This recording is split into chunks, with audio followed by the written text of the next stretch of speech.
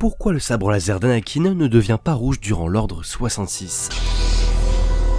C'est une question que beaucoup se posent désormais avec ce que l'on vient de voir dans la série The Acolyte. Attention spoiler, Osha parvient à faire tourner la couleur d'un sabre laser du bleu au rouge, en un rien de temps. Tristan avait fait un short sur ce passage de la série qui a été, comme on a pu le voir, très controversé, et qui a intrigué plus d'une personne. Ce short a comptabilisé plus de 500 000 vues en quelques jours. Autant vous dire que vous êtes donc nombreux à vous intéresser à ce sujet-là. Et vous avez tous eu des avis assez divergents sur le choix de la série à ce niveau. Comment a-t-elle fait pour y parvenir si facilement, par rapport à d'autres personnages qui, comme Vador, ont vraiment galéré? Salut à tous, ici Antoine de la TAT et aujourd'hui les amis, je vais vous apporter les réponses expliquant le fait que le sabre d'Anakin Skywalker, fraîchement devenu Dark Vador, n'a pas viré au rouge durant les événements de l'ordre 66, alors qu'il s'est complètement laissé aller dans le côté obscur. Mais avant ça, non mais regardez, comment ça vous n'êtes pas encore abonné à la chaîne? Je vous invite vivement les amis à rejoindre la force en vous abonnant. Vous êtes encore trop nombreux à regarder notre contenu sans vous abonner, ce qui est, je vous l'avoue, assez frustrant pour nous. Merci à tous ceux qui prendront la peine de sacrifier une toute petite seconde de leur temps pour s'abonner, ça nous va droit au cœur. Et ça nous aidera surtout à atteindre le grand cap des 100 000 abonnés. Quoi qu'il en soit, c'est parti, générique. Nous ferons connaître des Jedi. Enfin, nous aurons notre revanche. Quelle bonne idée de venir vous joindre à nous. La fête est terminée. Tu étais l'élu, c'était toi. Allez Chico, on fait la gauche. Il faut bien que je vous sente ici. Je ne te décevrai pas. Non. N'essaie pas. Fais-le. Ou ne le fais pas. Et il n'y a pas de mystère. C'est un piège. Dis à ta sœur que tu avais raison. Quelle bonne idée de venir vous joindre à nous. Pour ce début de vidéo et parce que c'est important pour nous, je pense pouvoir parler au nom de Tristan ici, je vous demande à tous de respecter la vie d'autrui vis-à-vis de la dernière série Disney, dans l'espace commentaire. Cette série a énormément fait parler d'elle et malheureusement pas qu'en bien. Donc que vous ayez aimé ou non cette série, libre à vous de témoigner de tout ça en commentaire. Mais s'il vous plaît, n'allez pas porter votre haine envers ceux qui ont apprécié la série. Et inversement, respectez-vous et faites en sorte que cet espace commentaire soit un espace d'échange entre fans ou simples spectateurs de l'univers Star Wars, sans que cela dégénère. Reprenons.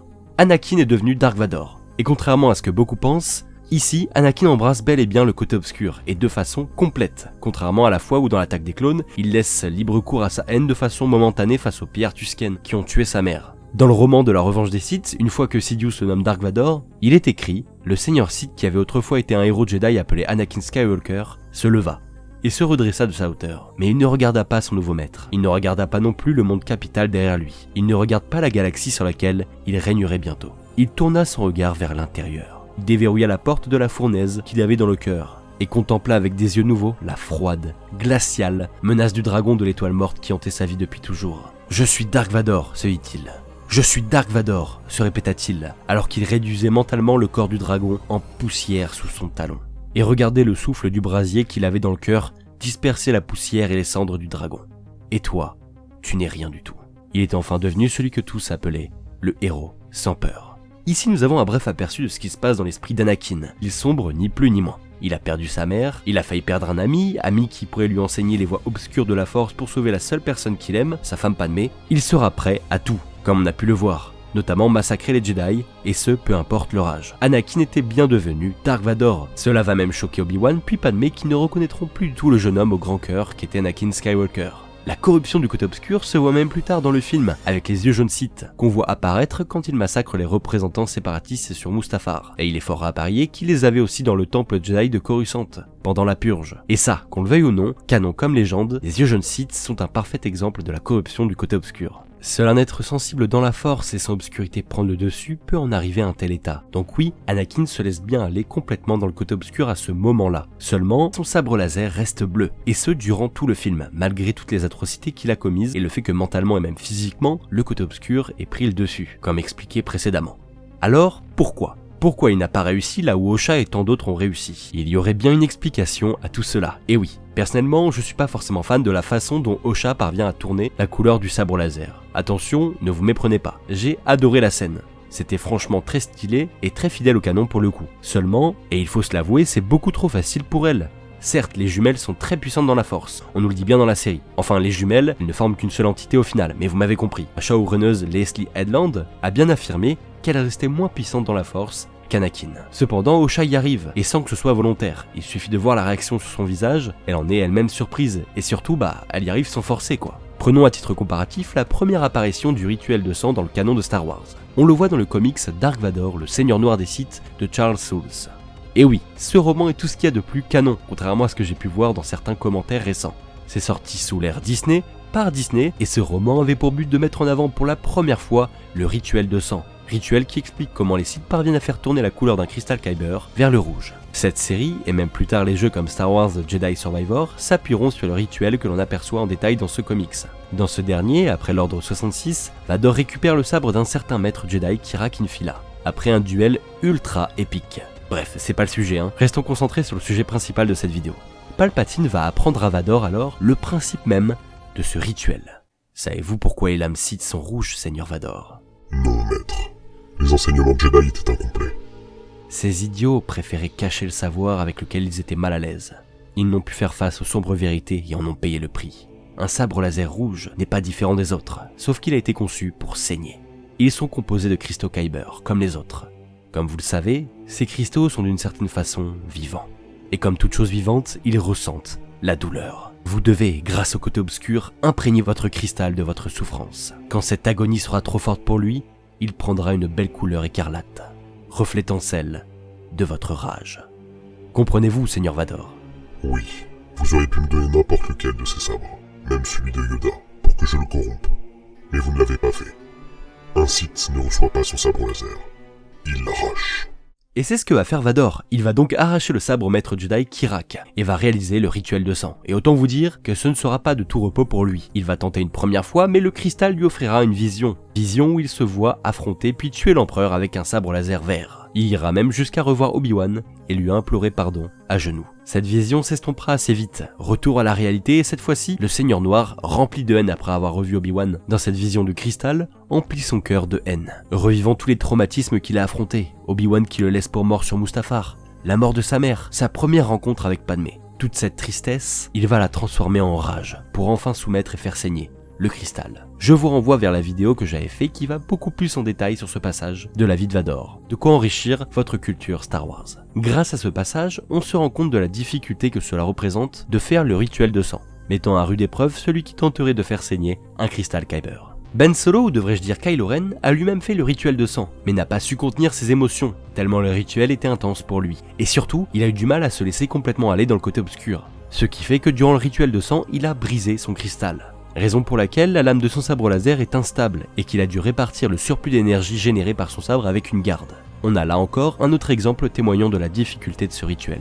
Toujours dans le canon, je pourrais vous citer l'ancien Jedi de la Haute République, Dagan Gera, que l'on voit dans le jeu Jedi Survivor. Jedi qui a été enfermé dans une cuve à Bacta pendant près de 2 siècles et qui à son réveil réalise le rituel de sang face à Cal Kestis. Bien qu'on ne le voit pas rencontrer de difficultés à réaliser ce rituel, il est important de noter que Dagan avait basculé vers le côté obscur avant d'avoir été mis dans la cuve à Bacta, et que par conséquent, c'est une haine qui a duré près de 2 siècles qui s'exprime.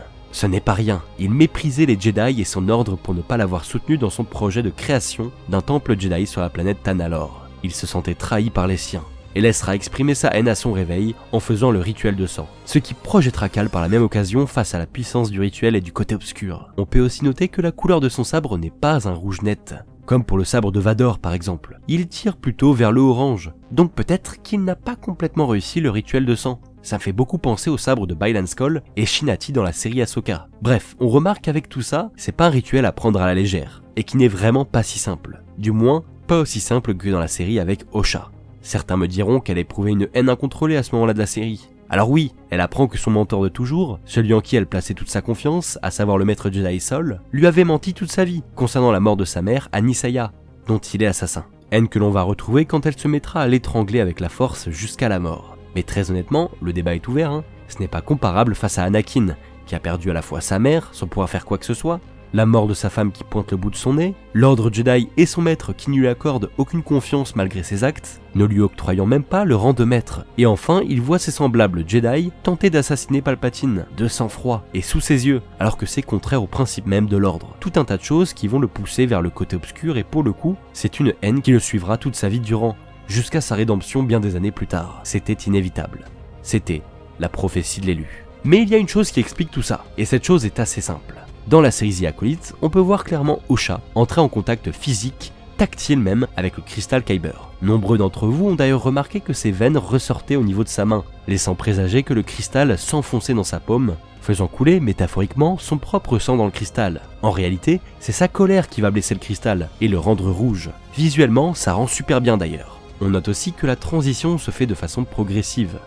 Le sabre ne devient pas rouge immédiatement. C'est ce contact-là qui justifie le fait qu'Anakin garde son sabre de couleur bleue, malgré toute sa haine durant la revanche des Sith et pendant l'Ordre 66 pour être plus précis. Il en va de même pour Vador, lui-même donc plus tard lors de son rituel de sang. Il va concentrer toute son énergie en entrant en contact direct avec le cristal, comme Osha. Je pourrais poursuivre avec Kylo Ren qui allait jusqu'à ouvrir la paume de sa main en réalisant le rituel, là où Anakin, lui, n'a aucun contact direct avec son cristal pendant ses différents massacres. C'est donc ça ce que vous devez retenir de cette vidéo, c'est le contact avec le cristal Kyber qui permet de réaliser le rituel de sang. C'est pour ça qu'Anakin n'a pas de sabre laser rouge durant l'Ordre 66, et après tout, il n'en avait pas besoin pour devenir un Sith. Mais nul doute aussi sur le fait que son cristal Kyber, à ce moment-là, a senti la transition de son utilisateur. Chaque cristal Kyber est vivant, et est connecté à la force. C'est pour ça d'ailleurs que Rey va apercevoir toutes les atrocités commises par le sabre lors de ses visions dans l'épisode 7 sur Takodana. Le sabre est imprégné de toutes ces atrocités et de ce qu'ont vécu ses utilisateurs, à savoir Anakin et Luke. Je vous vois déjà venir dans les commentaires, évidemment que ce n'était pas de cette façon que George Lucas avait conceptualisé les choses. Pour lui, ce n'est pas de cette manière qu'on obtenait un cristal rouge. Avant le rachat de Disney, les cristaux rouges étaient synthétiques surtout. Mais depuis que Disney a racheté la licence, eh bien tout ça passe aux oubliettes. Je vais te dégager, vous me le bannez lui. Raison pour laquelle on ne voit pas Anakin avoir de sabre laser rouge. C'est aussi pour marquer l'avant Vador sans armure et l'après Vador avec une armure et un sabre rouge. Ainsi que pour appuyer sur les similarités entre Anakin et Kenobi. Après tout, ils étaient comme des frères. Si la prélogie avait été écrite sous l'ère Disney, il me paraît assez évident qu'Anakin aurait eu un sabre de couleur rouge à sa chute vers le côté obscur. Voilà pour la vidéo les amis, j'espère très sincèrement qu'elle vous aura plu, ça m'a pris pas mal de temps pour tout racoler pièce par pièce et vous apporter la meilleure réponse possible. Vous pouvez soutenir notre travail déjà en vous abonnant à la chaîne, ça nous aide grandement et ça vous permettra surtout à vous de rejoindre la force. Et pensez aussi à lâcher votre plus beau pouce bleu de l'espace et partager la vidéo autour de vous, c'est surtout ça, le partage, qui nous permet d'être plus visible sur la plateforme. Comme toujours, le lien de notre Insta, X et tout ce qui va avec se trouve dans la description. Je vous dis à très vite pour une prochaine vidéo, c'était Antoine de la TAT, portez-vous bien et que la force soit avec vous. Toujours.